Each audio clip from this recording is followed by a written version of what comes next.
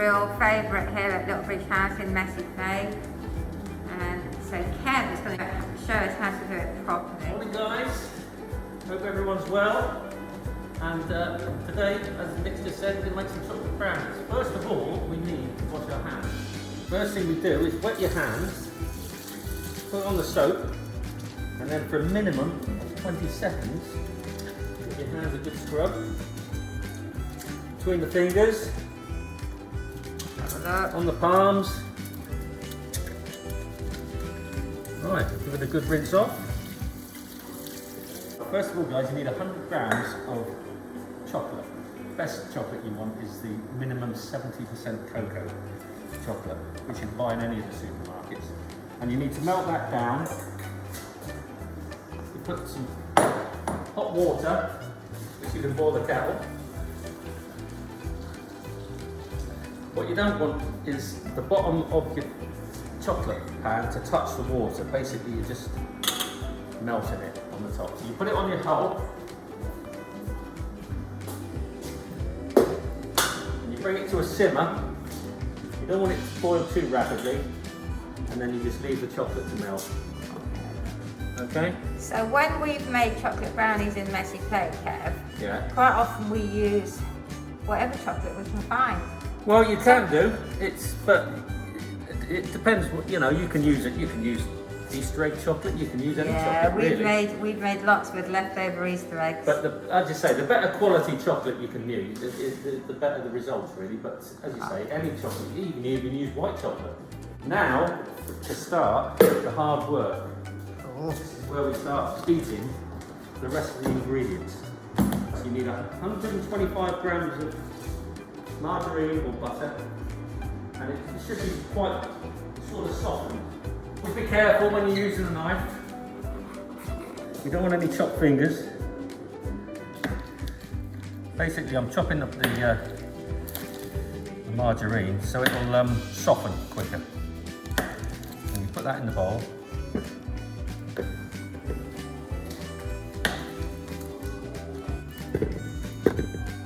Got there, Kev, 125 grams. 125 grams of butter or margarine. 275 grams of sugar. Right, that goes into the fat or the march. You should be room temperature so it's softened, because it'll be easier to mix up. And you don't want it coming straight out of the fridge. Really, you need to get it out of the fridge for about an hour before you. And we're going to put with this a little bit of vanilla essence. A teaspoon of that. Right, and now we start mixing. Usually I'll put this on the machine. Not everyone's got a machine at home. So I've got to do a bit of a workout here. This is where I get fit. This is where I use up all my calories which I've put on over the Christmas period. This is what you call a good kitchen workout exercise. Yeah. If people at home have got a machine and they want to make it a little bit easier, then. Oh yeah, you can use, you can use the hand whisks. I always find this is good therapy. Really, this needs to be light and fluffy. The more you mix this, the better the end result. I'm just going to go and check the chocolate, make sure it's not too hard. But you don't need that water boiling too much. Because as you know, chocolate will melt in your pocket. So you don't need too much heat, but there we go. That's melting nicely. So back to the mixing. I think it's quite soft now. Alright, we've now got it to the stage where it's nice and fluffy, where we can go to the next part of the process. As you can see, it's nice and soft. Right, next is your 2 eggs, large eggs, minus the shells. There you go, that's one. And you want to mix these in one at a time. Give them a good mix. If you put them in too quick, you could curdle the mixture.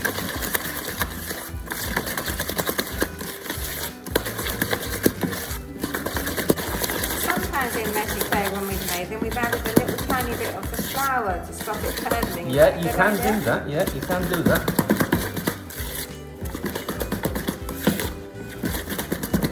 You don't want to overmix the flour, because the more you mix the flour, the tougher it gets. But it's the opposite. When you're making bread, The more you mix the flour, the better it is. But when you're making cakes, the less you mix the flour. That's when they say you've got to fold it. But I'll show you that in a minute when we Show us that in a put the minute. flour in. Well, that's one egg. And next is the other egg. Again, minus the shells. If you keep your eggs in the fridge, you want to get them out, bring them up to room temperature first before you use them. Right, that's your 2 eggs. You've got 75 grams of self-raising flour, 25 grams of plain flour, and then cocoa. You've got 2 tablespoonfuls of cocoa powder.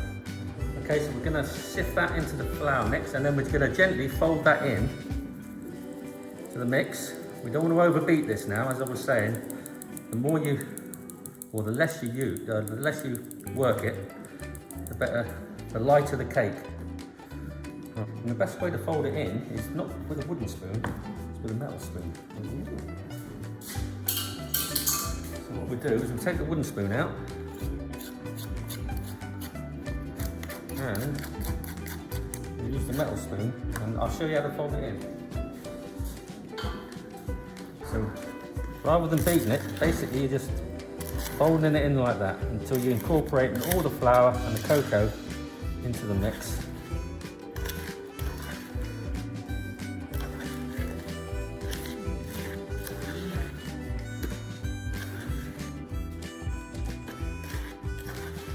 There we go. And it slowly comes together. So you've got your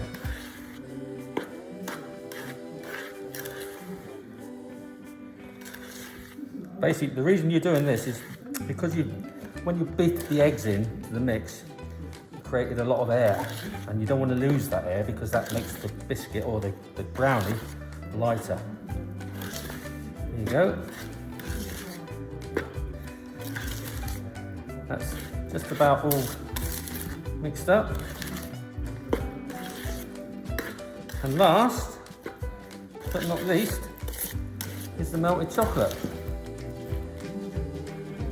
which is cooled down slightly because you don't want it too hot. You can see now it's cooled down because I'll pick it up with my hands. But you be careful, test it first, and make sure you've got a cloth on hand just in case it is so quick hot. That goes in there like that. And then you mix that all in. Try not to leave too much in the bowl, because the more chocolatey it is, the better it is, as we all know. Right. Right, again, we just want to slowly fold this in. And there we go, 1 brownie mix. Prepare your tin. You can do this before you make the cake mix, but I've left it till afterwards. Bit of grease. You can use olive oil, you can use vegetable oil, you can use butter, melted margarine. You can use a bit of paper, screwed up bit of paper. And then just grease the paper. Make sure we get in the corners, all around the sides. And there you go, 1 prepared. Because we've just used ordinary plain and self-raising flour, but you can buy the gluten-free flour in the supermarkets now. You can get self-raising and plain, and so that'll sort out that'll make it gluten-free. And then with the dairy, you can buy dairy-free spreads now, which you can use to substitute the butter and margarine. Now we need to put the mixture into the prepared baking tin.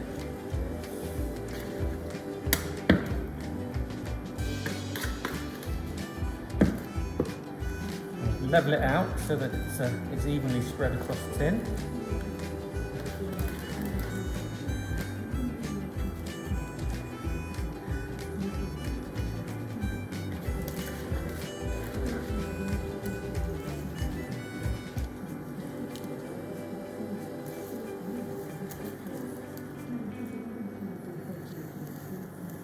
And that's it.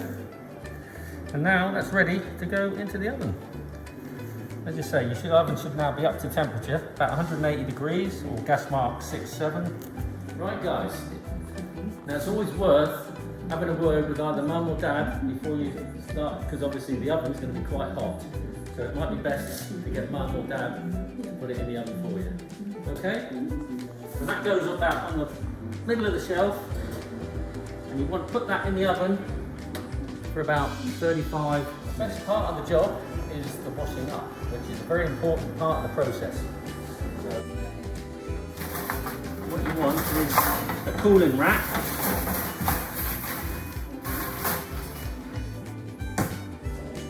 We'll put that, move these out of the way. These are some eclairs I made earlier on. You're going to put chocolate on them, I'm okay? going to put chocolate and fill them with cream.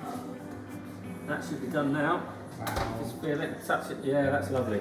Test it. It's quite firm. Spongy and firm. Big gooey inside. Yeah, see, it comes out. No. If it wasn't cooked, it would come out all gooey. So that's good now. We'll leave it in the tin now for 10 or 15 minutes to cool down, and then we'll take it out of the tin. Okay? So what we do, get a palette knife or a knife and just go around the edges, just to loosen it up.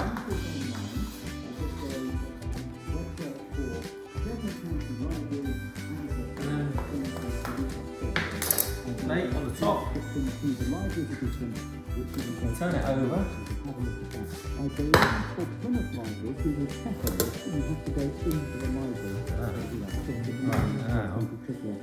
Take that off. Because we need to turn it back up. Right,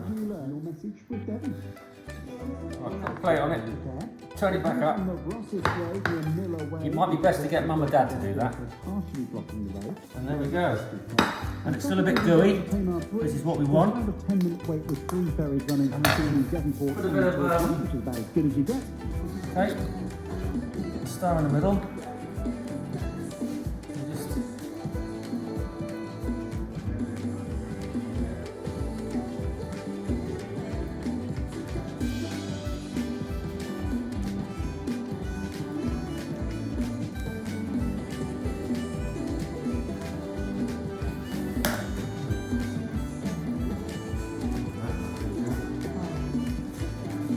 Brownie. It's very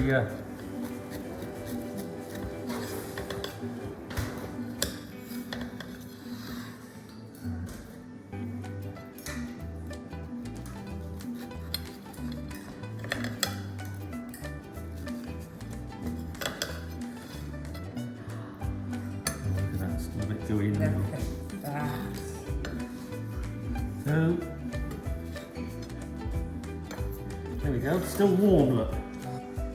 You can always add different things like white chocolate bits or bananas, or even make coffee, give it a different flavour.